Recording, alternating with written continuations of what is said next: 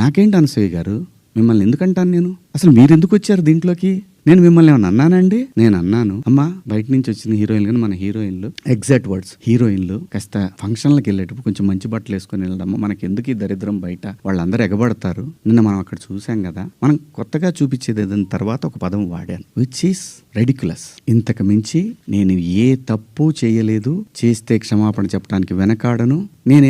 నేను ఎదురుదాడికి కూడా వెళ్లే మనిషిని కాదు. నేను నా కోసం నా ఇంటెన్షన్ అర్థం చేసుకున్న వాళ్ళందరికీ కూడా థ్యాంక్ యూ సో మచ్. ముఖ్యంగా అనసూయ గారు నా ఇన్సెక్యూరిటీ గురించి మాట్లాడారు. అవునమ్మా, మా హీరోయిన్ని అలా వెళ్ళినప్పుడు, దాడులు చేసినప్పుడు భయం ఉంటదని, వాళ్ళు బాధపడతారని, ఒకవేళ జరగరాంది ఏమైనా జరిగితే ఆత్మహత్యలు చేసుకుంటారని నాకు ఇన్సెక్యూరిటీ ఉందమ్మా. ఇంకోటి, నా మీద మీరు జాలి చూపించారు, ఐ పిటీ హిమ్ అని. చాలా థ్యాంక్స్ అమ్మా. మీకు ఇచ్చిన విశాల హృదయానికి భగవంతుడికి థ్యాంక్స్ చెప్తూ అదే భగవంతుడిని కోరుకుంటున్నాను. మీకు తొందరలోనే మీ రుణాన్ని తీర్చుకునే అవకాశం భగవంతుడు నాకు కల్పించాలని కోరుకుంటున్నాను.